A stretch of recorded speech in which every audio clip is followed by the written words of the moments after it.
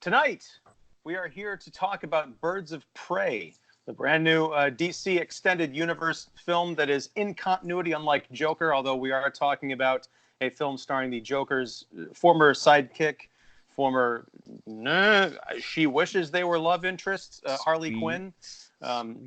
Squeeze. The main term? squeeze. Yeah, okay. Main squeeze, side piece, I don't know. She's got her own kind of spin-off movie, although it's titled Birds of Prey, but it's told from Harley Quinn's perspective.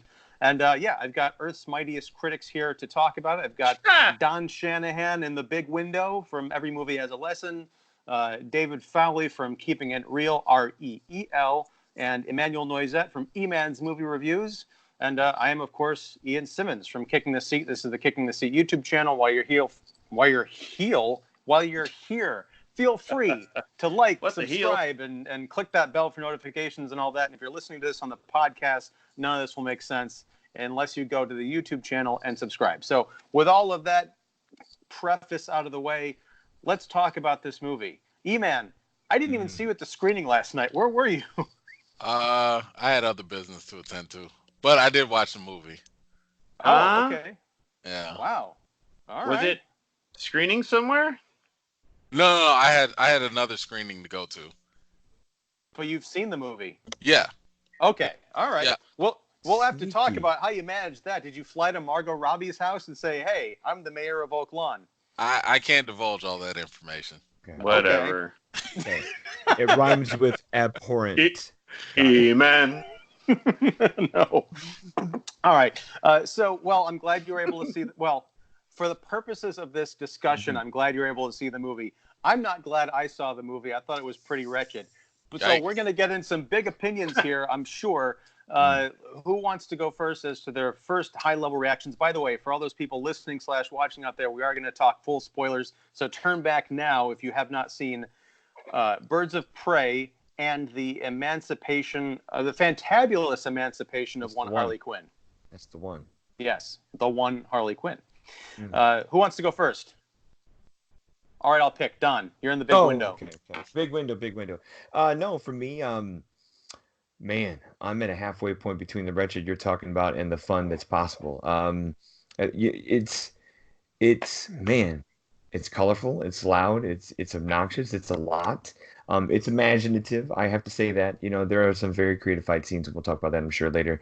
But I don't know. I mean, these are busybody characters making a busybody movie, and if that's the kind of fun you're into, it can work. Margot Robbie's having a good time. You have some eclectic casting. Some of it works, some of it doesn't. But at the same time, I see other people talking about how that DC's maybe starting to crack the code on solo single films and things like that. I can't give that movie this much credit on an Aquaman or Wonder Woman level in any kind of like world building kind of way. We still have kind of, you have Gotham being Gotham and things doing that, but I don't need a sequel, to this and that kind of thing. So I'm halfway. I'm at that 3 out of 5 stars, struggling 2.5. I don't do half stars kind of thing. Can't say wretched, can't say good. But yeah, I don't know. All right. Pass. Go. All right. Well, David, you had an audible reaction to that. So what do you think? I laughed. There was some, funny and fun parts. There was also some parts where I was kind of bored. Yeah, I don't know. I mean, maybe it was some of. It's weird. It wasn't like there was a whole lot of exposition. It was just a lot of talking where I wish there was some action, and that sounds so weird. But I would have rather had more of a show and don't tell. Just show me the story. Don't tell me the story. So this is just high-level responses right now.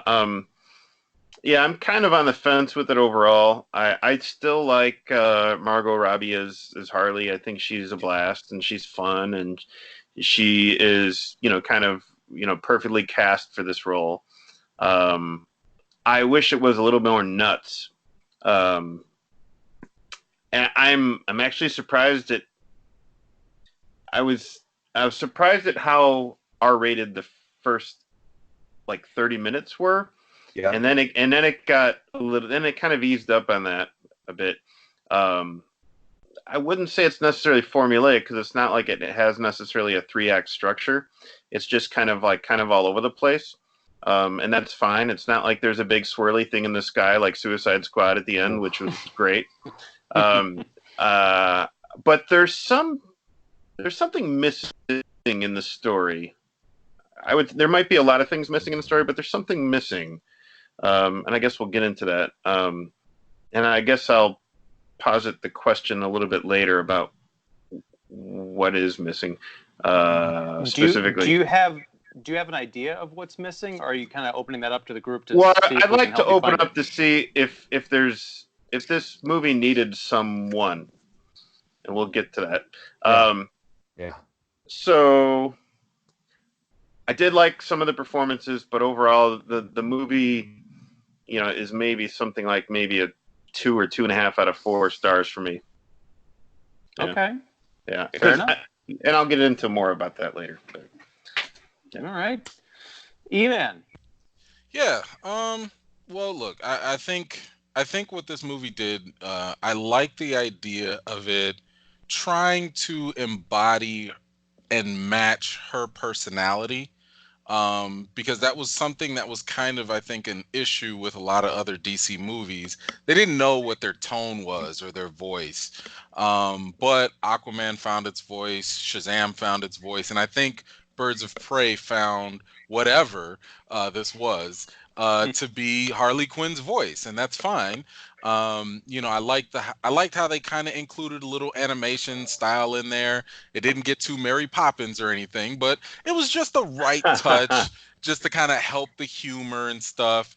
I think there was maybe like 1 or 2 scenes that were like laugh out loud funny for me. Maybe like the little shanking scene when she's paralyzed, and but it was fine. It wasn't the greatest thing ever. It definitely was not to the levels of Wonder Woman or Aquaman. I'd say it's kind of similar to Shazam-ish, just in terms of the tonality that it tried to do and the uniqueness it tried to strive for.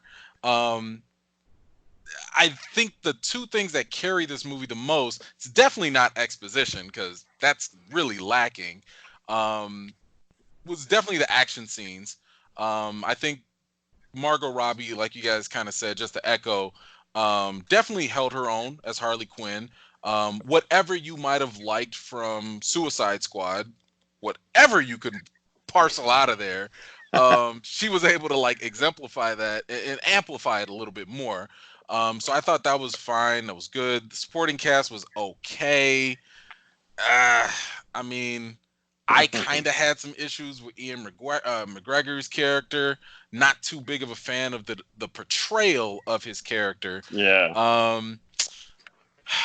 I think my biggest gripe, and I guess we can maybe go into it deeper, I didn't like how the characters felt almost forced into not being themselves. Because every time a character would be a certain way and have a very distinct personality or trait, the second they got around Harley Quinn, they started acting like her.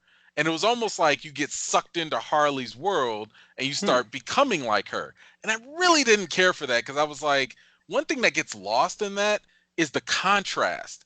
Because the contrast is supposed to be Harley's the wild, crazy one, and everyone is somewhat sane, to whatever degree.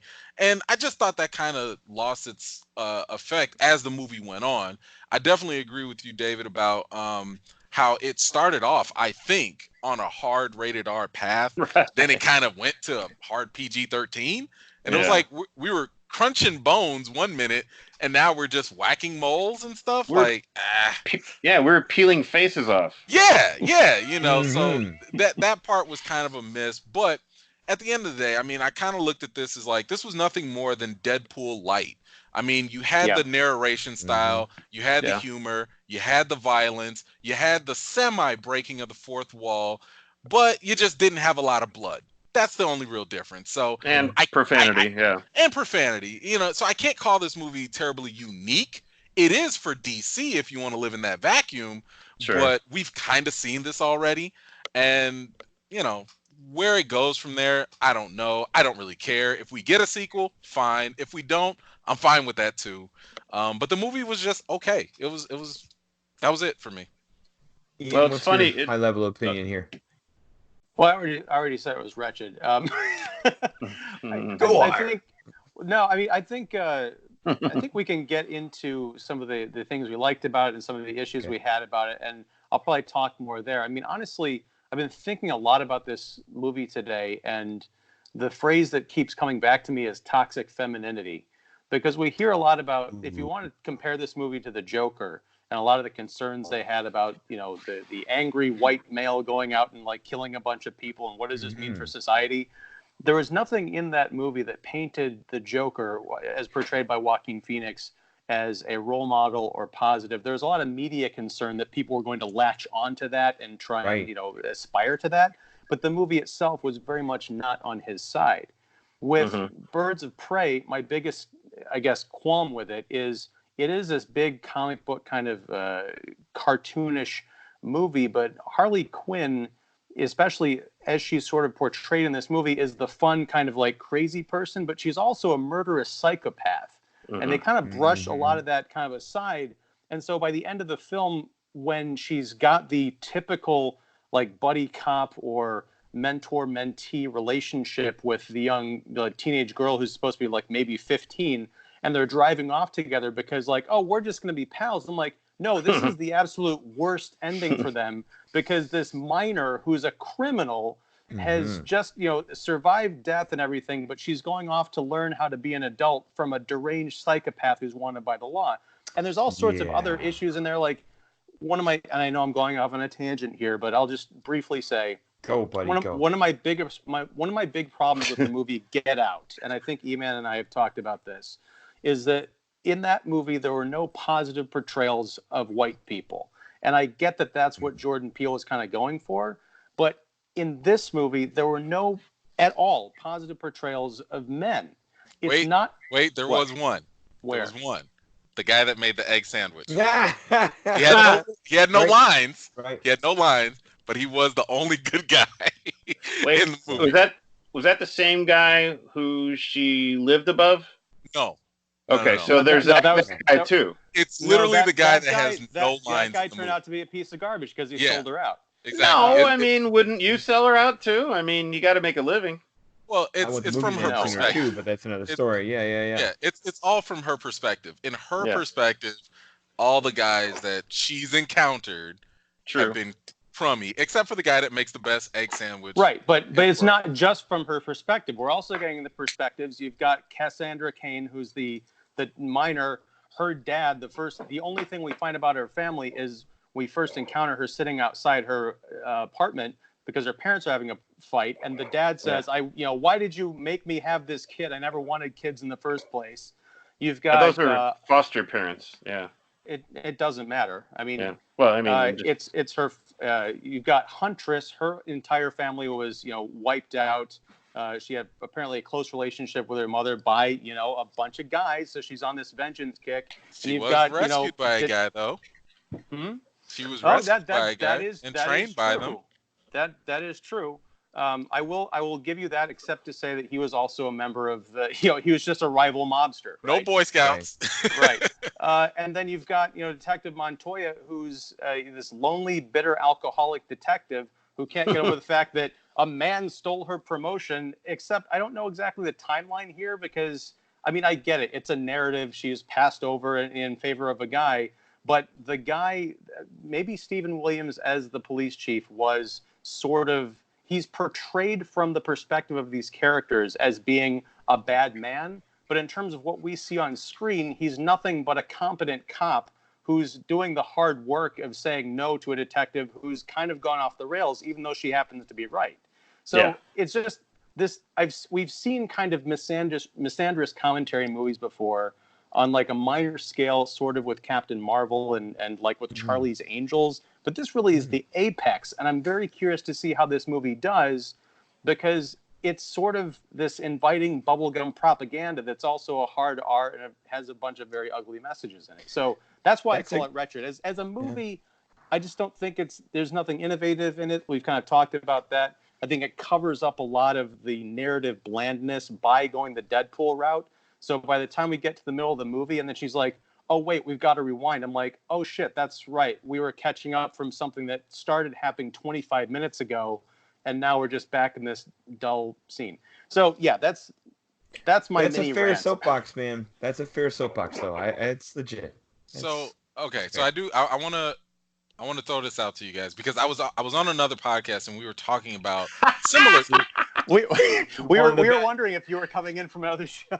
No, not today. This was something I did. Okay. I'm like, keep swinging podcast. No. It was something I did like earlier this week, but like we were talking about how much, and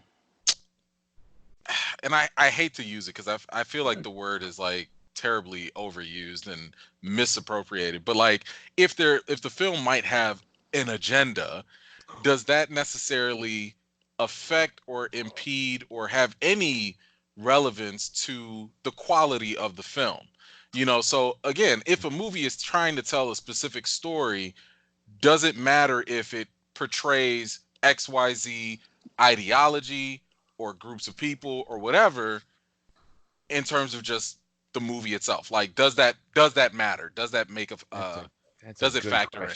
Because if it's meant to tell a specific story or a specific perspective, I mean, the example we used in the podcast was, regardless of your opinion on, let's say, a hot topic like abortion, if a movie is about abortion, whether you agree with it or not, does your personal opinion on the topic matter versus how the movie is made and so on and so forth? I think it can. I mean, I think it depends on if the agenda is woven into the movie or if the agenda sort of comes first. When I'm watching Birds of Prey, it's not a very good movie to start off with because it's so similar to other things that we've seen, other things that we've seen better. And also, I think it's a step back because if you look at movies like Wonder Woman, which I'm beginning to appreciate more and more the further we get away from it and into these other types of movies, and movies like SHAZAM and AQUAMAN, again, I don't care exactly how you feel about them as films, but they're at least a step in a new direction from DC. This is a soft sequel to Suicide Squad, and it's going back into the grimy, grungy corners of Gotham City. And so it's kind of fitting that it has such a toxic message. But me as an audience member, I felt not lectured to, but I did feel kind of lectured to, but I also didn't care because I felt like the person or the screenwriter or the filmmakers who were lecturing me were coming from a completely warped perspective. So I was just kind of bored sitting there for 2 hours like, this is all men and men are no good and look what we women have to go through. I'm like, yeah, I've heard all of these arguments, but you're not giving me a compelling narrative to how these women are strong enough to conquer this and really come out of it and rise above it, aside from going out and shooting a bunch of people and acting crappy to everybody they encounter. Like, everybody in this movie is damaged or drunk or crazy, and that doesn't paint a very positive picture of the people it's supposedly trying to elevate. That's fair. I'm in the same weird place there. I don't know if that answers your question, EMan, but I think there are movies that, they can have a message and a compelling story. I mean, I think that's why a lot of people loved Get Out. The message, the message and the movie both lined up for a lot of people, not necessarily for me, but in a lot of cases, I think that's because it didn't go far enough in the message that I thought it was trying to tell. Or even like Jojo Rabbit, where we're taking satire of Nazis and the Holocaust and playing with light fare about it, pushing back propaganda. And you've heard Watiti talk about how that movie is meant to just be a movie about peace that just happens to be immersed in war. Agenda built in, but not agenda being preached, agenda being really shoved, just bent, And presented in a way that we don't often see, yeah. But that's not happening here, I mean, I think the interesting thread with these characters in this movie is the idea of freeing themselves and freedom, whether it be, and maybe they had to find each other in order to do that, and kind of encourage each other to brush off anything that's holding them down and just embrace what they were going after, whether that's seeking revenge, whether that's seeking vigilantism or seeking chaos or whatever, instead of having some guy or the man hold them down. It was this idea of like, we can be free of all this. It helps for one person to be crazy and bold, Harley, to inspire them.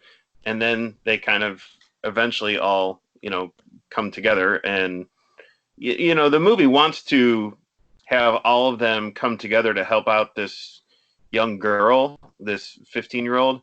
I didn't really like that character at all. Far departure from the comics. Oh, the comics! She was an awesome Batgirl, dude. Yeah, she was awesome in the comics. She's almost Damian Wayne, the female version, but kinda. But almost. I just wanted to. She was just an annoying teenager, and what were her talents? She was a pickpocket on the street. That's it. Okay, all right. That's kind of giving the comics version of Cassandra Cain kind of a short shrift, unfortunately. But I just feel like that they were taking a name that was kind of popular in the comics and attaching it to this role, to this character, because they needed some young girl who needed help for all of these adult women to help her out. And the whole MacGuffin diamond thing that she swallowed never really panned out to anything. I don't know. It was just, I was more curious about the idea of each kind of character embracing this idea of, freedom, freeing themselves from, whatever was holding them back. Maybe not so much Cassandra Cain, because nothing was really holding her back. Then I was much more interested in that than I was of, here's these, 3 or 4 adult women. They're going to rally around this young girl and help her. I'm like, well, okay. I mean, wasn't really that interesting to me. So amid all the needle drop action sequences and everything, and in between all that, they're just some of the characterization was just, apart from Harley, just strange and kind of awkward, weird. Do people have a favorite character? I think we all kind of are high on Margot Robbie. After that, who do you like? I'm not that high on Margot Robbie. Just don't want to step in. Yeah, I love her as an actress. I just watched Bombshell the other night for the first time. I thought she was really great in that, and I liked her in Suicide Squad as Harley Quinn. But the problem is, I don't think she can carry her own movie, at least not with this particular script, because she was just, the movie opens with a literal cartoon, and she's a cartoon throughout. Even with Suicide Squad, she was still crazy, but she was more restrained. You got the feeling that this was an actual person who went off the deep end thanks to the influence of the Joker, but she wasn't, she wields the mallet and everything, but in this movie, it's like, I think, David, you might have been the one who said that you were expecting to see the cartoon like pow and kabam balloons popping up during the fights.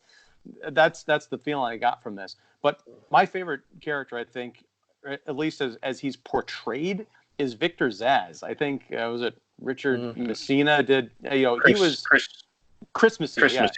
Yeah. He was, strange and kind of ooky. And I thought he was a great, not like I wanted to see more of him, but I think he was a fun, like, henchman. He wasn't like this faceless, nameless guy.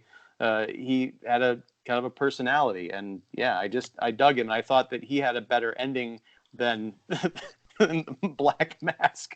That's the dumbest gag with the pull, the ring on the grenade and whatever. Oh, yeah. Yeah, it was a cross between like the mask from The Mask, Jim Carrey, and like, Hugo Weaving's makeup from Red Skull. The more we're talking about this, the more I feel like I almost feel like I need to bow out, because I'm coming at this knowing these characters from the comics. Yep. And it's like, I think about Victor Zsasz. That's not him. He's a very What we saw was not him. Very interesting psychopath. Like really, like demented and damaged. But again, I just feel like, who can we use? Yeah, he did slightly show up in Batman Begins, but who can we use that has a name that's kind of familiar in the Batman Rogues of Gallery of Rogues that not a lot of people know about, and if they do, they don't really care about how he's portrayed. Wrong. I do kind of care how he's portrayed. I would have loved to have who knows what tone Matt Reeves is going to take. I'm a little hesitant because he's got like 5 villains in there. It would have been interesting to see. I hate that. Like Chris Nolan did in Batman Begins, where he pretty much just used Scarecrow. Yeah. You do have Ra's, but I mean the main villain is pretty much Scarecrow. Okay. Yeah. And he's not a villain that was ever in the Adam West show. He's not a villain. But if people know the comics, like what a threat he is. Right. I know from the comics what a threat and what a psychopath Zaz is. He's a really interesting character, but he is kind of a one-off. That isn't really explored a whole lot. But when he is, it's again very interesting. But I just felt like in this movie, he's relegated to kind of like a crazy psycho henchman, and remember when I said I wish that Harley Quinn, the whole tone of the movie was a little bit more nuts? I wish Chris Messina's portrayal was a little bit more nuts. I mean, sure, we see him torturing people, and we see that he has self-inflicted wounds. But I mean, just like I want to see some internal meltdown kind of thing exploding, simmering to the surface. That would have been interesting. I don't know.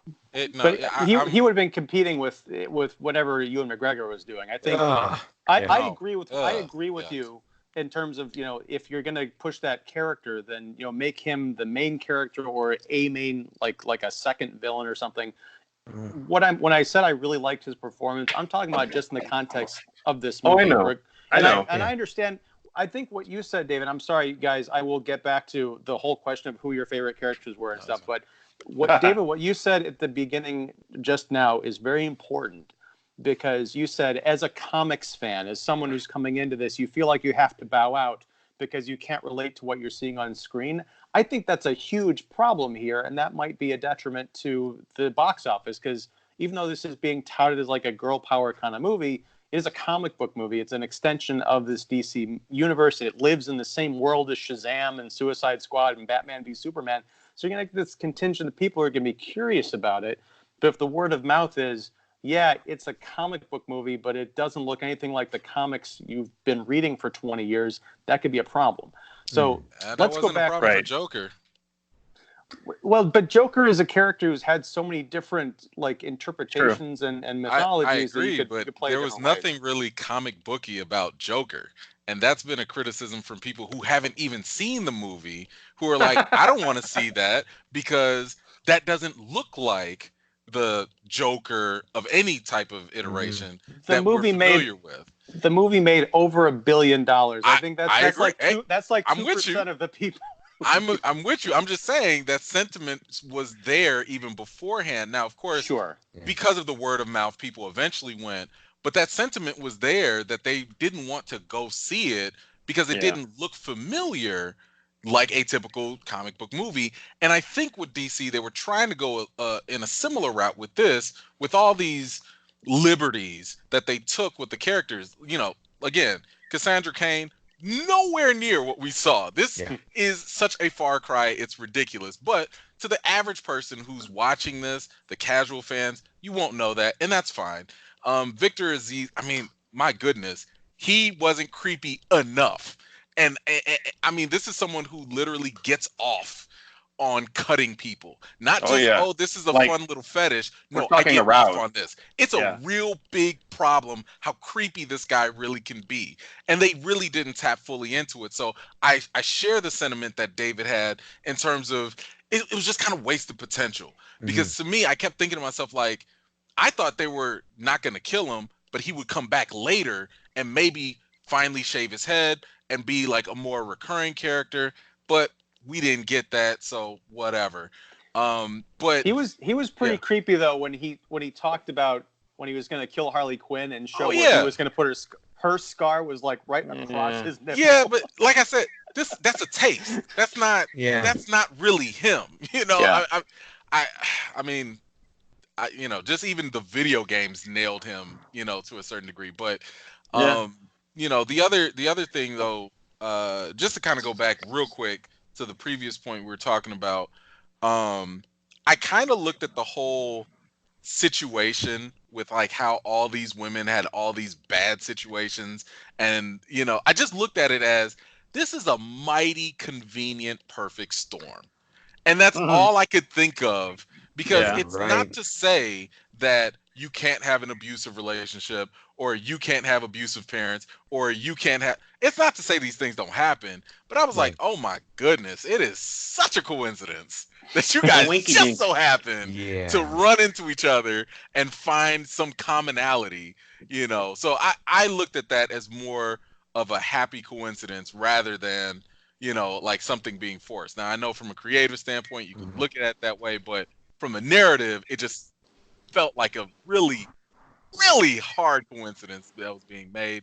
And I don't think they drove the emancipation theme hard enough. Agreed. I actually was kind of, and this is kind of something else, we're talking about an issue. I think a lot of our issues here is also based on the fact that Harley Quinn was a completely made up character. She's not even rooted in comics. She was rooted in the Batman cartoon. So because she got popular from that, it was almost like, oh, people like this. All right, let's start thinking of stuff for her. And then just a little bit more context, as she had her relationship with Joker, and, you know, people started getting a little more sensitive to relationships and gender and whatever. They were like, wait a minute, this is a pretty bad thing. We don't need to promote this toxic, abusive relationship as a positive. So let's emancipate her. Let's free her. And then that's kind of the journey that she's been taking, not only in the comics, but also even in the animated stuff that they put her in. Right. So a lot of when this she was hanging out with Poison Ivy. Yeah, Poison Ivy and all the other girls that she just so happens to meet up with and hang out with, you know, and even they even went out and did the Harley Quinn animated series on Disney, on the DC universe, right? And it's lockstep in with that. So they're trying to give her a heritage, but it's just really quick. It's a lot of stuff that's happening because she's that new of a character, and she's a supporting character. It's really hard to make a main lead movie with a supporting character who doesn't even have a rogue gallery. She has to borrow Batman's second class rogue villains, and that happened to tie in with Jokers. So if we're looking for depth here, it's not going to happen. You know, I think that was just an opportunity. But this movie's here because Margot Robbie's a big star now. This is the Jennifer Lawrence effect with Mystique. Exactly. On another level. Exactly. And much better character than Mystique. Oh, far better. You're right. But the only thing I would have said they could have worked on a little bit more if they wanted to continue the theme is actually her working through the breakup. Because I felt like she was just kind of like done with it, and they took that whole theme for her and put it on the back burn after the first 30 minutes of the movie.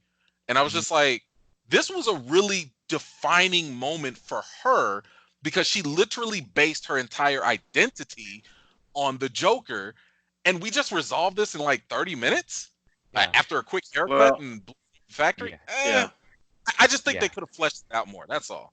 I hear what you're saying. That kind of gets to the question that I've had in my mind kind of lingering is, did this movie need even, you know, some kind of an appearance by Joker? Not Batman necessarily, but Joker, because he's the one that she was emancipating from, right? Emancipating herself from. Just because, let's say, you never. Let's say this is the first time you've ever seen Harley Quinn in a movie. So the only Joker we get is this little animated, sequence in the beginning, and so we don't really know how, toxic and how abusive their relationship was, and how even though she was a highly educated psychiatrist, she still is let's just say a sucker, for this guy who is abusive and a psychopath. And I would have liked to have seen more of a struggle of, why is that? Why was she trapped in that relationship? And now why is she feeling bad that they're, broken up? Did she love him, or did she, did she just like being with him because of the perks that it allowed? And they hinted at that, which is interesting, because in the Gotham underworld, she could get away with a lot because she was Joker's squeeze. Now that she wasn't, and she didn't want to go out in public and say that she wasn't because she still liked the perks, which is interesting, and so if Joker would have been in this movie, and I kind of didn't want him to be in this movie, but I kind of wonder what it would have been like if he was, like, even if it was in the first 10, 15 minutes, what would it have been like? What if he just said, oh, I'm out of here, I'm going to go hang out with, I'm going to Metropolis for a villain convention, whatever. That's my bad Mark Hamill. But what Jared Leto impression? Come on. That's right. Yeah. I wouldn't know how to go there. I'd have to go into therapy first. Gotta get the smile on the hand. Yeah. But damaged.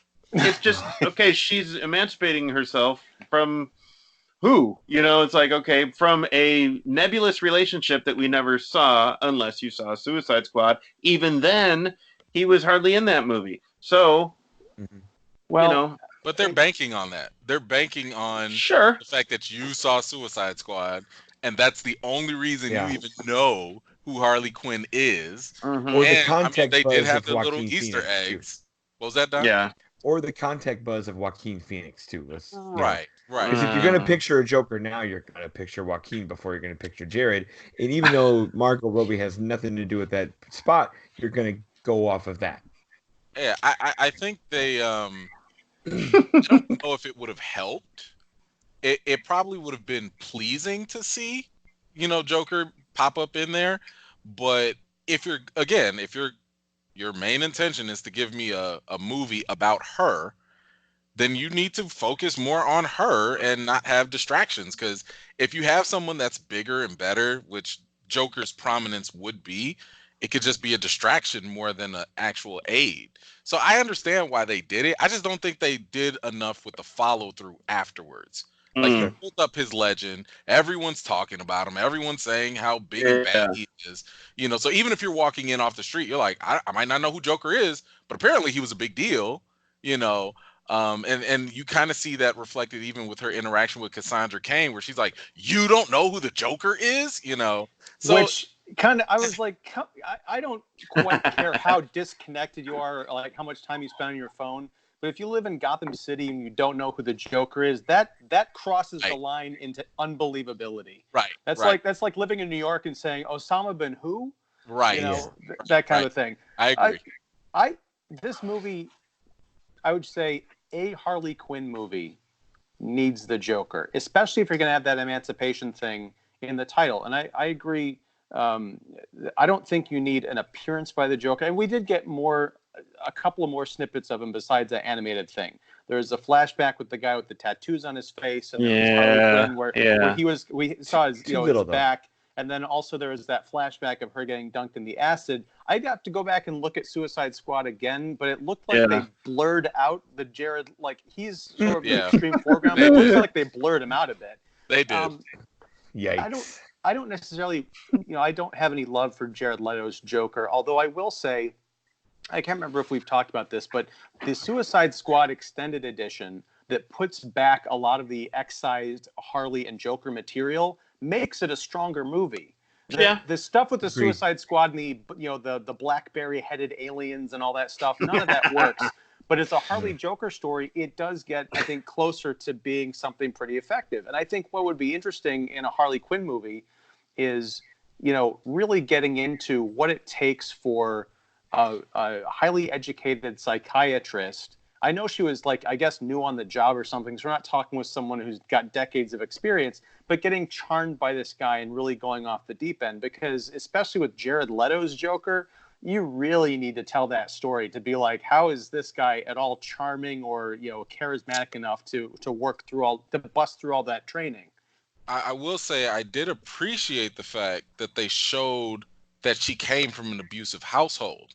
So that, and I don't know if she did a self-psych evaluation, but that is something that happens where if you came from an abusive household, sometimes people get into abusive relationships because maybe that's their first interaction with love in a weird way. So I made that connection, and I was kind of like, okay, I like that you guys did that, because showing us she came from a really messed up place, even though it's ironic because she learned about psychology in school, she still fell for Joker. It almost feels like a retcon, because that was mentioned at the beginning of this movie as part of the animation. It was not like mentioned in the last movie. It was like, oh, I don't think it was anyway. It was just she was a psychiatrist at Arkham who went around the bend. But I think if this movie had really focused on not necessarily her backstory, that would have been fun. You could almost do a Joker style movie with Margot Robbie as Harley Quinn. Maybe broaden it out a bit, have a few more characters, and keep it in universe if you want, but really, kind of go there. I know that's not as exciting as having, oh my gosh, we're going to have a showdown at an abandoned carnival. How daring original. Yeah. But, it would have been something interesting. But I think what I'm trying to say is the whole emancipation of Harley Quinn thing, you can't have that from a narrative perspective if the person, this whole specter of like, the Joker is still the number one crime boss in the city, and Roman Sionis, Ewan McGregor's character, Black Mask, wants to muscle into his territory and get revenge because he and Harley have broken up. Like, people talk about the Joker, but you never get a sense that he's still in control of anything. He might as well have been blown up in that chemical factory. He has no presence in the movie, and she's not at all scared that he might change his mind and come after her or try and win her back or have her rubbed out, that kind of a thing. The Joker and Harley Quinn are fundamentally insane people. But in these movies, they're like comic book insane. The closest portrayal I think we've ever gotten to the Joker really is Heath Ledger's Joker, because he didn't give a fuck about anybody. We're at Venom and Spider-Man movie level here, where you have a Venom movie without Spider-Man, and it looks really silly trying to cut that cord and do something else with it, and it doesn't work there, it doesn't work here. As a fan of the Venom movie, I can still agree with you. I know this conversation's over. No. Towards the end, when they are like, her narration is all over the place, which I appreciate, and I can understand how somebody as scatterbrained as I don't know if it's scatterbrained's a word, but somebody with so much ADHD is narrating a movie. I'm sure she would be all over the place as far as time frame and telling the story correctly. Again, we do have to look at this as from her perspective, but when she gets together, when she kind of wraps up the movie at the end in her narration, when they show the whole sequence where like, oh yeah, and the other girls, they got together, they're doing their own thing. I think they're calling themselves the Birds of Prey, and when they showed like their new like outfits and them taking out some guys in a warehouse, I'm like, this looks sillier than something from the CW. Like that moment right there, I was like, they got that towards the end. Yeah, it was a little cringeworthy. Oh yeah, but they got the multi-billions of dollars from the sale of that diamond or whatever, and those are the best costumes they could come up with. and it's like, honestly, Renee Montoya, the character, shouldn't even be in this movie. No, I mean, it's just she doesn't fit. She's a great character. Again, I'm biased. I should bow out. She's a great character in the comics that does not get a good enough treatment here. And hey, Rosie Perez is fine and all, and that's great that's great that you even have somebody relatively older than the other cast members in this movie. I thought that was cool, but Renee Montoya, I mean, it's like, she's. I was shocked they didn't do Poison Ivy. I was shocked. Me too. Poison Ivy or sequel. Yeah. Sequel. Let's talk about Detective Montoya. Did she get dropped in a vat of acid because she had some superpowers? she had the power to get like stone pissed drunk, be on the verge of committing suicide, and then in the next scene showing up to do battle against Sionis's gang of people. That's not a superpower. That's living. Yeah. She gets knocked out of a damn window, like a third-story window. Yeah, like the Crow. Then she pops back. Right. She's like, I'm fine. Crow. And then on top of that, like, they take out 15, 20 bad guys. There was 100 dudes in that parking lot. At least. They walk out of the fun house, like, in this girl power lineup, like, da-da-da. And you could see Sionis's car from our point of view. I'm like, what are you doing just walking right out in the middle? Yeah, you're going to get shot in the chest. Dummy. They don't do any ducking or like let's hide behind stuff or scope things out. Like this doesn't work at all. Okay, and now is the time for you to use your sonic boom voice. Oh, Black Canary. Let's talk. Believe in yourself. I like if you're doing a movie thing and you're not trying to tie in any comics. I didn't mind, Journey's portrayal because she was tough and stayed tough. She kicked butt. She kicked butt. She was less wishy-washy than some of the other characters, but at the same time, that's not Black Canary all that much either. No, it's not. And she was the one I had an issue with because like that she was the one that made me realize like, wait, everybody is changing every time they get around Harley because for the whole movie, Black Canary was like serious, a little. I don't want to say emo, but she was pretty sincere and kind of no nonsense or whatever. But then the second they start kicking butt. And now she's like cracking jokes with Huntress and laughing and giggling. I'm like, what? Who is this? Like, what is going on? Where did she learn all these moves? Because as far as we know, she's just a lounge singer. Zumba class. It's what you have to do to live in a man's world, David. Didn't you hear the streets. song he was singing? Oh boy. True. Jeez. Yep. Here we go. We could talk about these songs they use. Holy cow. Yeah, that's a lot too. I was bowled over when they started playing Barracuda by heart. I've never heard that in an action scene. Anyway, but here's I want to talk about Black Canary because I liked her. Me too. Mostly, but up until the point it took me right out of the movie when she used her power because I had to go back and do the mental like DC universe math to realize, oh yes, I am still in a universe that has superpowers because up until that point, they do make a reference early on where Montoya like says, you've got the same gift that your mother had. I don't know about the comics or whatever. I guess that's foreshadowing that her mom had this supersonic ability. Yeah. But she does the cliched thing of hitting that high note in the club where she shatters the glass. Right. That's a hint to it. Right. But me not really knowing much from the comics, coming in here and just watching this movie, she's a poor girl and is, singing in a club that's run by a gangster. She has an amazing voice. She can crack a glass, and she also kicks ass. But wait a second. Now she also has a superpower. There are no other superpowers in this movie anywhere, and she breaks out this voice. Where else, EMan? It's not in the movie, but it is in this little in this universe. I'm just saying it's in this universe because. Keep in mind, Suicide Squad was full of like random whatever I could turn into a walking matchstick, and I've got the power of the Mayan gods or whatever. So they're banking on you coming from Suicide Squad. Right, but I'm saying this movie, there's one use of a superpower at the very end of this movie. So it's almost like watching this film, you could be forgiven for forgetting that this is part of a universe that has superpowers in it. It's just so out of character that it's like. The timing was bad. Yeah, they've written themselves into a corner. How are they going to get out of this? Oh, we'll just have her use a supersonic screen. Now, I did like that. I did like Harley.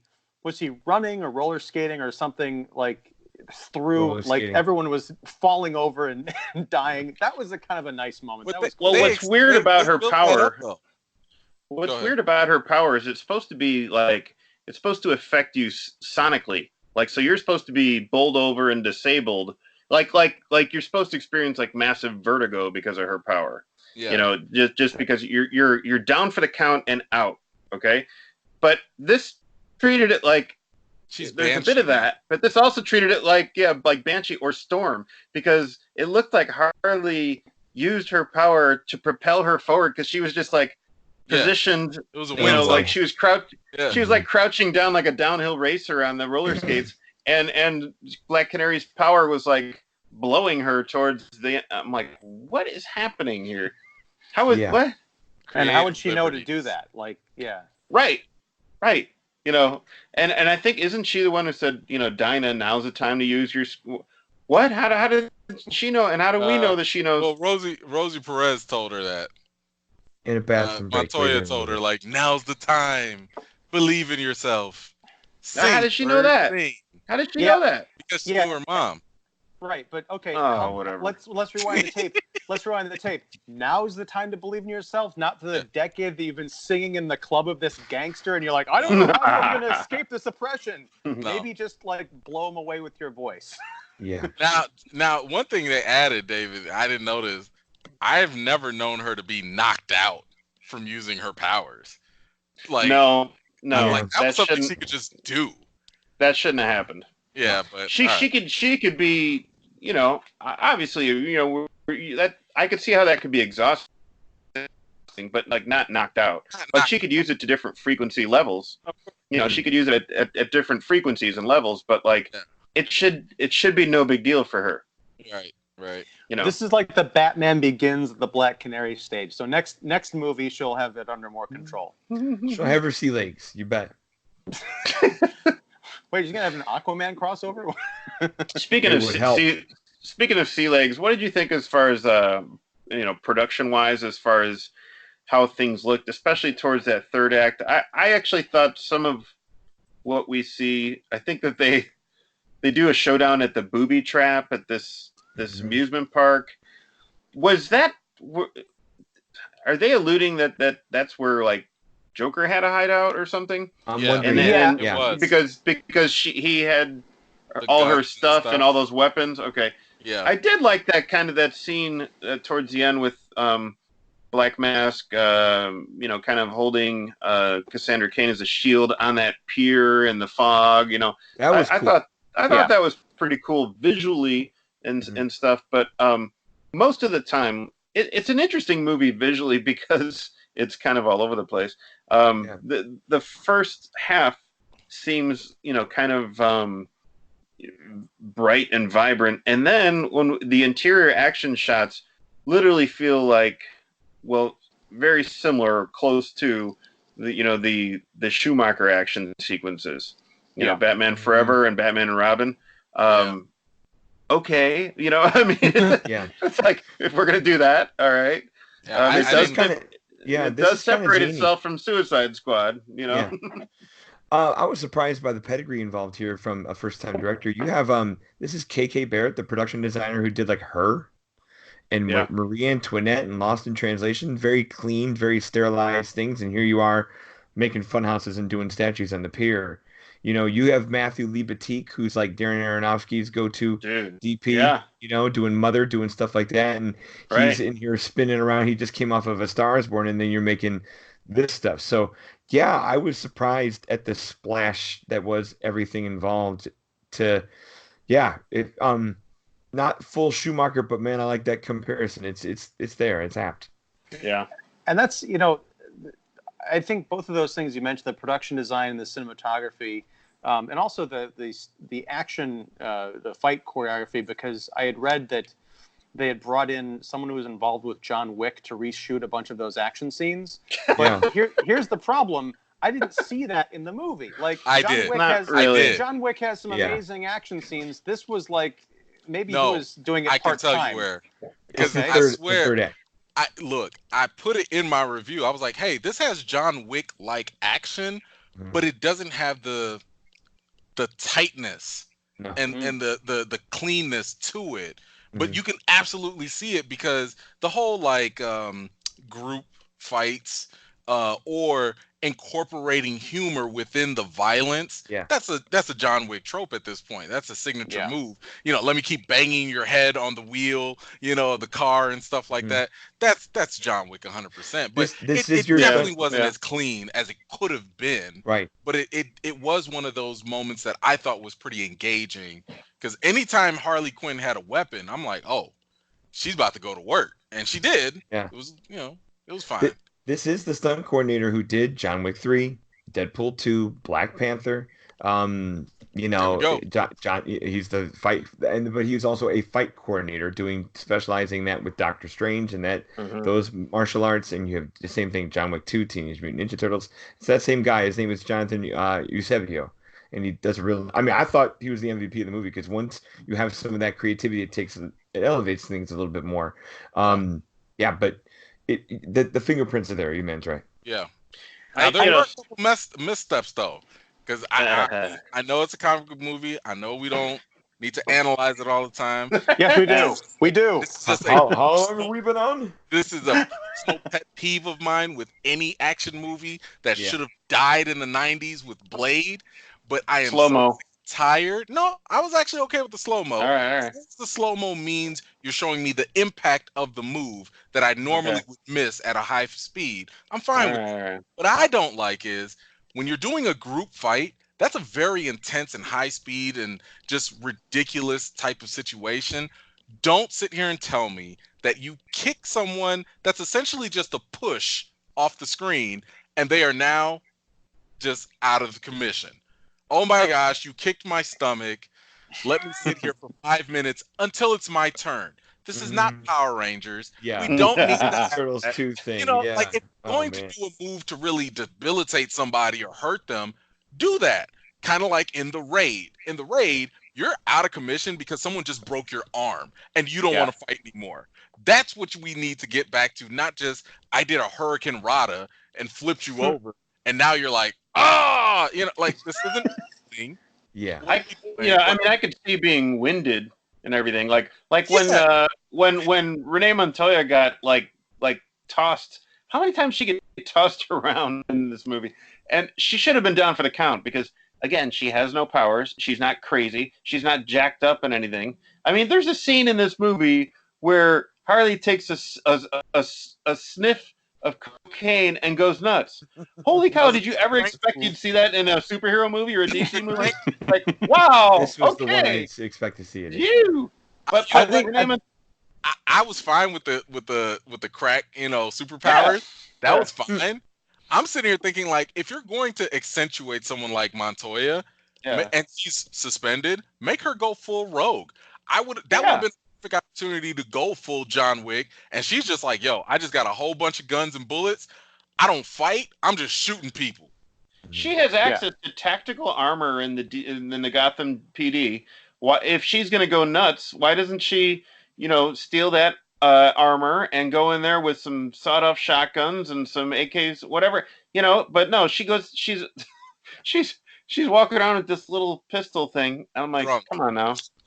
It takes Harley to give her a torso of body armor, bustier. Yeah, what the heck? Because she shaved her balls for this. Oh my God! I knew that was gonna get you. I wonder. Don't get me started on that. Why did you get passed up for that promotion? I don't know. Could it be my T-shirt? No, it's not that. Okay, she gets garbage tossed all over her. Okay, she goes to Lost and Found apparently, and she finds this shirt. But she wears that shirt for a long time. After a while, why can't she be like, I can't believe I still have this shirt on, and takes it off and puts on something else, or maybe turn it inside out. Something, you know. I mean, we're a blue uni. What is it about this character who she's a lesbian? So why would she even want? I don't know. Well, that's another thing. Like, she's a lesbian. That's fine, I guess, but it feels like another like checklist. Like we're trying to like get all these woke points. If she had, you know, she was in a relationship with the district attorney, and they've got some back and forth. If you take out that lesbian part of it, there is nothing in their interaction that suggests they're anything except maybe the colleagues who've known each other. There's no like intimacy there. Like, I'm fine with her being a lesbian, but like, give me a reason to have that in there, because it felt pretty superficial. It's not an anti-gay thing. It's more like if you're gonna accentuate that they had some kind of relationship, then show me that. Otherwise, just like, hey, look how progressive we are. Yeah, I guess the most they were going for was just the fact that like, you didn't back me up. I would have thought you would because we had a relationship. But again, that could have been like, that could have been anything. Since college. Yeah, it could have. It's an excuse to have Ali Wong. Simple something they could have said had some kind of antagonistic, jabs at each other. Like you still think we broke up because of your snoring? That's, something. They could have thrown her in there. Yeah, I don't know. Well, I just wanted to say one more thing about the fights. I liked the fight at the amusement park, mostly when Mary Elizabeth Winstead is sliding down the slide and just like jabbing. She flips onto the guy and uses him as a sled and continues stabbing him. That was fun. Yeah. But my problem with the earlier fight scene, the big kind of, we'll call it the Terminator scene, where Harley Quinn goes into the police station to recapture Cassie Kane. The Terminator scene. I found that to be one of the most distasteful things I've seen in a long time, because in a John Wick movie, it's very clear. John Wick is going on a revenge mission, and everybody he's fighting is a member of the underworld. Harley Quinn, it's almost like looking at the Terminator in that Terminator 1 movie and saying, yeah, I hope he kills all the cops in that station who are trying to protect Sarah Connor. Now, she's using these kind of cartoon, like, this shoots glitter and this shoots like bean bags, but they're also coming out of bazookas, which could probably actually kill those people, if not wound them, if not just say, hey, honey, you know how you say I'm with the Gotham PD and one night I might not come home? Well, now I'm in a wheelchair because some maniac came in and just blew up the place and killed half my friends. I can't get behind a fun, cool action scene with a lot of slow motion and glitter when the acts that are being portrayed are utterly reprehensible. There's nothing cool about this. And I feel like such a 80-year-old man complaining about this. And I'm the guy with white hair. Kid has no respect for her elders. Ah! but Ian, you said it before though. Like, there's more imitative bad behavior in this movie than Joker. Yeah, I think what's going on with that. Well, two things were going on. One, we started seeing her transition from a villain to anti-villain to almost anti-hero. So like that was kind of part of it, because the old Harley, if this was Suicide Squad, she would have had bullets and she would have been killing those cops. But this new, softer Harley is kind of transitioning. So I think that was kind of what that was, going for. But the part that bothered me more was just how unrealistic that was, because I'm sitting here thinking, like, I've played Grand Theft Auto, and when I go into a police station, I get 6 stars, and I'm dead in 4 seconds. So there's no way anybody is walking into a police station with just that one little bazooka thing, by the way, not like a semi-automatic or an automatic weapon, and just striking fear in the hearts of all these cops. Really? No. I think the only element that she has going for is the element of, this whole WTF element that she has going for. Because you see somebody like her walking in, and granted, she's kind of cute. All right, and so, but she's distracting. Yeah, it's a little distracting just to be like, what is going on? And then you hear her talk, and it's like, huh? And next thing you know, you got a beanbag in your face, and it's like, so I could see. It's Gotham. You know who she is. I was gonna say that she's the Joker psychic. It's Harley Quinn. Someone walks in, with a pale face. She doesn't make it out of the parking doing a Mary Poppins. Exactly. And not to keep harping on this, but let me just point out, all of the cops in the Gotham City PD apparently are guys. There are no female cops in this movie. There are no female henchmen. Even John Wick had, female henchmen as part of this underworld organization. So again, it gets back to this weird messaging. Like, it's almost like it's not just anti-man, it's sort of anti-woman too.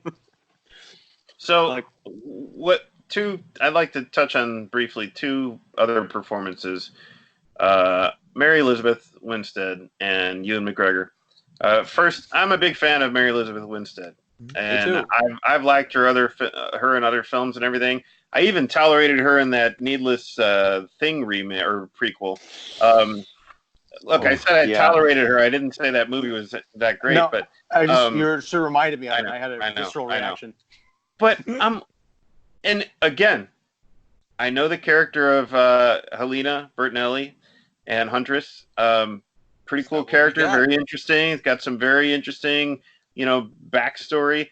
here this backstory was just kind of like shoehorned in here, and it felt very like convenient and very coincidental to what everything else was happening here. It's a small world after all in Gotham. And then I can understand somebody who's been taken out of her element as a child, raised as an assassin. I can understand how they would be somewhat socially inept, let's say. But she's just acting weird, and for what? And it's like it's the Harley effect. It's the Harley effect. I guess, right. but it's like, because she was serious and focused for a long time until Harley got into the mix, whether it was through the narration or the interaction, and all of a sudden she's like laughing and joking and lighthearted. And I'm like, what happened to the stone cold serious killer that you've grown up to become over years? And just in a day or two, you're like, it's Coolsy. Like, what? No. And then like Harley's like, I like you. You're cool. It's like, and you lose the contrast. You lose it at that point. Yeah. That's where you're supposed to have that odd couple type of dynamic where Harley is she should have been the Colossus to Deadpool. That's what she should have been. Yeah, she should have retorted and said, well, I don't like you, and I'm just here to see this through. That's it. I mean, come on. Have some... Where's the combustion in this team? I don't know. Or she could have had like a great Han Solo moment, because at that moment where she's killed Victor Zsasz, and we go through the lineup of like, well, she's finally eradicated everybody that murdered her family, and she's like, all right, my mission's done. I'm leaving. I'm out of here. And then she does go, and she leaves that band in their darkest hour when they're about to be, bowled over by an army of assassins. She just bugs out, and maybe she comes back later to help out. She has a change of heart, or they inconvenience her, and she gets pushed back into helping them. Something. But you're right. None of these dynamics actually work because they seem to be dependent on which scene they're in, not a coherent narrative. Yeah. It's just always painful to see a really good actor just, in a costume and just not doing the character justice, or not giving the screenplay's not giving the actor enough to work with. Ewan McGregor. Okay, Ewan McGregor. When he was announced to be in this movie, I was like, okay. I mean, I'd like to see him stretch a little bit. That'd be interesting. Yeah.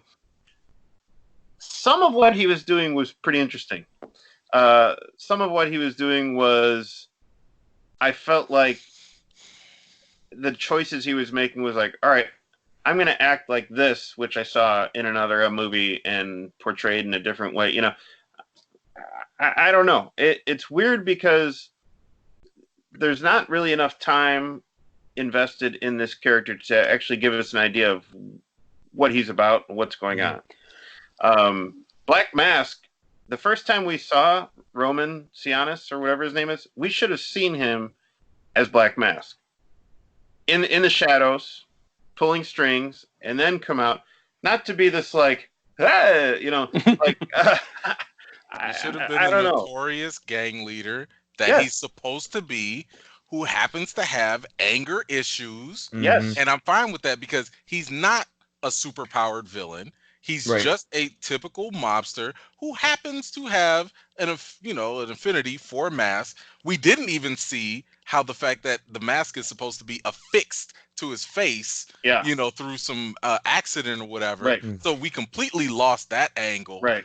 And that, I believe, is supposed to make him even more deranged. Crazier, crazier from there. But instead, we're given a highly emotional, bipolar, all over the place, insecure. And I'm just like, what is this? Like, he's crying now, but then he's happy. I'm like, you're literally bipolar. Yeah. Like the scene where it's like, she's laughing at me. Yeah. Anakin, and I'm like, Anakin. You could have. He's not that deep of a character where you need to add all this extra, because at the end of the day, he's not going to elevate Harley Quinn in any way, shape, or form, because he's not that dynamic of a character. What he can do is just be a stereotypical villain, because that's just what he is, for this supporting character, Harley Quinn. And I feel like at the end of the day, they try to make his character match her energy. So because she's all over the place, she needs a counterpart that's all over the place. And I'm just like, no, that's again that doesn't. Everyone does not have to revolve around her. No, and that's. I mean, that's the thing is like I think if the Joker had been in this movie, or at least his presence had been more felt in this movie, you could have gotten the sense that Sionis is jealous of the Joker's stranglehold on the city, and maybe he feels like he has to become more insane and more flamboyant to kind of match that and instill that sort of fear. It's almost like a dueling nutcases kind of a crime war. But you're right. Well, I was gonna ask you guys, who is this guy? Because I don't really know Black Mask from the comics, and I don't get a sense of him at all from the movie, except he's got a penchant for ripping off faces and he likes shrunken heads. But that's like, it's a hobby. It's not pathos. I don't know what his deal is at all. I'll take a primer on that, literally too. stereotypical mobster. That's it. It's not that complicated. I mean, but I think it's a little bit more than a stereotype. He is a lot more threatening because he is unhinged, and like you said, EMan, because that mask is now affixed to his face, it damages him even more, psychologically. He reminds me of that guy, the Punisher. Remember the Punisher's Jigsaw. Yeah. He reminded me of that portrayal of like when he got scarred up and he was like, no, I like it. Leave it like that. You know, that was kind of like the closest I think we've seen. But sorry, go ahead, David. I mean, his best portrayal is probably the No Man's Land story arc in the Batman comics. Very interesting story arc, just like chaos in the government and police department, and everything goes nuts, and the villains run rampant. He's kind of the ringleader in all that, and takes advantage of corruption, takes advantage of things getting out of hand. He's kind of a puppet master in that sense, but here we don't really get that. I mean, I was surprised when we were looking out at the end, and how did he gather all these? How did he have all these connections? How did he gather all these other goons and stuff? And I don't know. Did he say like there was an email or a text that went out and say, hey, bring your masks tonight to the pier. We're gonna go up against these 3-4 broads. Yeah, it was an evite. Yeah. It's like a dollar store purge night or something. Like some of those masks. I mean, like for most of the movie, we see him either in the club or he shows up outside the carnival, or I think he might be in one other location, but like he's not really out. He's not really out among Gotham City. I don't really see him doing anything. So I'm like, how does he have this much power over anything? It's just like we don't see the Joker, but we're told that he's like this big deal in Gotham still. We're told that Roman Sionis is a big deal in Gotham, but we never really feel that except for what he's able to exert over people in his one crappy dance club. Right. And if he is not full Black Mask, if he is not full-on Black Mask, if it's not attached to him, then it would have been interesting to say, like you said, Ian, like maybe even walking down the street, or even maybe he has some connections with City Hall or the DA, and because he is, maybe he could turn on the charisma and not be so unhinged and manipulate people and work people in a higher position, and that way he's got his pockets into everything. But not really. I mean, it's just, I don't know. It was a wasted character, and I'm really disappointed that they went ahead and just one-offed him like that at the end. Yeah. There's like no place for redemption, and I mean for the sake of the character, because the way you just described it, David, I think that would have been perfect. It would have been perfect if in pre-Black Mask, before the mask is all affixed to him, he would kind of go around and just blend in with society, and then the Black Mask was just more of a persona, so when he was intimidating other gang members or leaders or whatever, it's just like, ooh, who is this mythical figure because you already have mythical figures and urban legends like Batman running around. Mm-hmm. It would be interesting to have someone else do it, but from a crime perspective, right? But it'd be almost like Two-Face if he was able to control, how people saw him at all times. Yeah. But then at the end, he's unable to change that because the mask gets well. Like the more I talk about this, the more I want to see like an actual DC Comics non-Harley Quinn movie about the birds of prey, these, you know, three women who have problems having to come together in this corrupt Gotham environment to bring down a gangster. And then maybe Harley Quinn shows up as a cameo or something. But I just feel like this movie had potential, but it just went in the completely wrong direction. I would just say watch the animated stuff then. The animated stuff does this better. You know, there have been movies either where she's prominently shown. I don't know if it was a solo Harley Quinn movie, but they've just handled her. We saw that. It was a Fathom event thing from a couple years years ago. Batman and Harley Quinn. There you go. And that was really good. Yeah. Right. Right. Yep. That was it. I mean, you know, it does make me curious about wondering just how bad that 2002 Birds of Prey CW TV series was, because we know it was bad, but man, Lori Loughlin played the first Black Canary. I mean, that's hilarious, guys. Wow. Yeah. But you know, I'm kind of. She paid for that role. Yeah, really. I'm with EMan. I mean, I think you know, DC's always been really good at their animated, whether it's the Batman animated series, of course, and then the Justice League. When you look at like how Black Canary was portrayed in Justice League Unlimited, I mean, she was fantastic. Yep. You know, even she's from what from what little I've seen her in Arrow, you know, Black Canary's good in that. I don't know. I mean, I again, I'm coming from it from a comic standpoint. One of the things I liked about Birds of Prey, the comic, is that you took a character who was basically out of commission, who was disabled because of the Joker. Barbara Gordon was, you know, from Killing Joke, she was shot and paralyzed, and now she's no longer Batgirl. She's in a wheelchair, but she's not powerless. She becomes Oracle, and she's basically the foundation of Birds of Prey. Dinah Lance, Black Canary, goes on covert missions with basically, you know, Oracle being in her ear the whole time and guiding her. It's a cool concept. It lasted for hundreds of issues and different volumes, and saw very different iterations with a lot of different, you know, female superheroes or heroes, maybe non-superpowered heroes. So it carved out a very fascinating section of the DC universe in the comics. I think that this movie is trying to do that in one movie, and it can't. Yeah. Yeah, and I think that by the end, when we see that shot of them in their costumes, it does feel very TV movie, not only in the execution, but just in the, like, oh, wait, are we supposed to believe that these three are going to carry a sequel to this movie? No, there's going to be a sequel. It's going to be a Harley Quinn movie, and maybe they'll show up as like, hey, remember that one time we took down Black Mask? Okay, gotta go. Yeah. It did a disservice, I think, to the characters. From my perception as someone who hasn't read comics in a long time, the potential again was there to do something with some really rich characters, and they just kind of threw it away because they didn't exactly know what to do with it. But we're going on almost as long as the runtime of this film, so I think we'll cut it short here with some closing impressions, guys. Any final words on Harley Quinn, aka Birds of Prey? Disappointing stinger.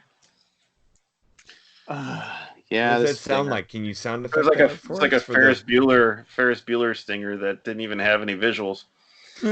Okay. Yeah. It was not worth it, but that's it. I think it's fine. I mean, it's like I gave it a 7 out of 10, so I think that's kind of along the lines of the 3s and so on. So it's not something that's revolutionary. It's not something ridiculously original. It's going to appeal to a certain crowd, and I do believe it will be fun enough for general audiences, especially ones that don't come in like David and I with preconceived, you know, notions of like how these characters could be and all the potential that was wasted on screen. So, you know, it's something that I think, you know, if you like the female empowerment stuff, you're gonna love this. If you like comics to some degree, it'll be all right. If you have no idea what's going on, you'll be like, oh, shiny colors, glitter, fine. You know, like I don't think anyone is gonna go into this looking for, like to really dissect it. Besides us, of course. And because of that, the expectations are probably also gonna be low. So I think it'll do fine. I mean, what is this? This is early February. There's little to no competition. It'll make some money, and it'll just be forgotten.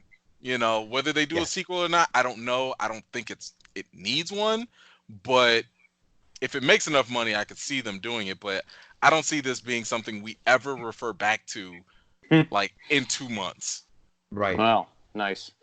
No, I'm right there in the middle. I'm the what you said, EMan. I'm the all right. I know enough of the comics to know that this isn't what these things are. Is it fun for what it is? It's fine. You're right. There's a big crowd that's going to take this and run with it. I think it's slated for like a $50 million opening weekend already, and that's in second week of February. That's good, or first week of February. That's plenty because it's not even President's Day yet. So, yeah, it's talking to you guys brought this movie so much more down from me from where I was coming out of the movie. This review that I haven't finished writing is just going down the toilet. Thank you. I'm sorry. Indoctrinating me. It's a bipolar review. He liked it at first, but what happened? I do. We should just put a closure. The rest of this, the rest of this review will be after I wrote after I had a podcast with these guys who brought me down. Right, but no, you brought me down for good reasons. Though, simple as that. Like the lack of clarity and the lack of conviction to kind of to go full balls or go full nutty is clearly there, whether I liked it or not. So, no. And the last thing I'll say is something you just mentioned, EMan, is the female empowerment. I don't think there's anything empowering about this movie. I think there are female ideas that are going to be reinforced about gender roles, but I don't think there's an empowered woman in this entire film. They're all damaged and kind of pathetic or like just crazy. And maybe that will speak to a certain demographic, but it's nothing to aspire to. So on the podcast that I was on, there was a female critic who was on there, and she was kind of like just giving me her thoughts on the trailer and just little snippets of the movie. And one thing that she brought to my attention, which of course for me, I'm like, I noticed it, but I didn't really care, was the simple fact that during the big fight scene, Harley gave Black Canary a hair tie. I like that. Like that. And it was, for what she, according to her, she was telling me that like it's those little nuances, that brings a little bit of, I guess levity or just makes it more relatable. And hey, if she was able to notice that little thing, I have to, and I didn't care. It's not something that relates to me. Clearly, with my hair situation. But, for a woman, hey, if that's something that appeals to you, I'm going to assume that you're going to like some of the other stuff. So I noticed it. Yeah. I noticed it. I liked it. I wanted more of it. Okay. I noticed it. And that's cool. The quirk. That's the fun. That's the levity of things. Yeah. I noticed it too, because for the last week, I've been like watching think pieces and reading stuff about this great, oh my God, she offered her a hair tie moment. It's a complete publicity stunt. Like, if you're watching this and you're like, oh my God, she gave her a hair tie. That's so amazing. This movie really speaks to me. Right. Men suck, and I'm just going to go back to feeding my cat alone. Then, again, it speaks to certain people, but I don't know that that's a healthy or good thing. Hey. Right. It's like watching A Clockwork Orange and being like, man, that Alex DeLarge, what a hero. Hey, I mean, characters... They got money, too. They going to pay for their tickets, too. So yeah, it's true. These are damaged / empowered characters. There you go. Well, as I pointed out, no one is saying you guys should be like them. Well, that's like I said. I think there's more imitative behavior than this than Joker. Yeah. Well, as the school teacher in the room. Yeah, it's true. As I pointed out to David, who was sitting waiting for the IMAX movie to start, they had a giant poster or image on the screen of Harley and the other birds of prey, and on her side tilted head, she has rotten tattooed on her jawbone. And I said, well, there's the review right there. Now, this was before the movie went on, and I went into this with as much of an open mind as I could possibly have, because I had some ideas about where it might go. Unfortunately, they were all kind of proven out, but I was ready to be proven wrong, and I was kind of disappointed. Not surprised, just disappointed, because I think this movie and this franchise, the DC Extended Universe, considering some of the last 3 movies we've seen from them, they really are better than this. And I'm waiting for us to move past it. Yeah. But with that better. said, I'm gonna read the Birds of Prey graphic novel. I think because or the collections, because the way you guys are describing it to me, it sounds really rich and empowering. I'll use that word. Yeah. I mean, the source material is always better. Yeah. It's always better. So. Yeah. All right. Well, thank you very much, guys. I appreciate this conversation as always. And what's the next comics movie we're talking about? Black Widow. Oh, that's right. In May, right? April, May, right? May 1st. Directed by a woman again. Pretty cool. Yep, about time. Okay. You're All gonna right, hook us into something else before then. Go check out the Black Widow theory. Okay. Yeah, I did. Did you like it? That's pretty good. Yeah, it's pretty nuts, but pretty good. It's nuts. Yeah. It was good. Are you positing that she's an actual spider? No, I gotta go watch it. Well, she's actually something. Could be. She's something. But I think we'll probably talk about Bond. Of course. Oh yeah. That's April, I think, but we'll see. Yeah. All right. Well, we'll get together beforehand, to talk something. But again, thanks, guys. Have a great night, and catch you later. Thank you. Thanks.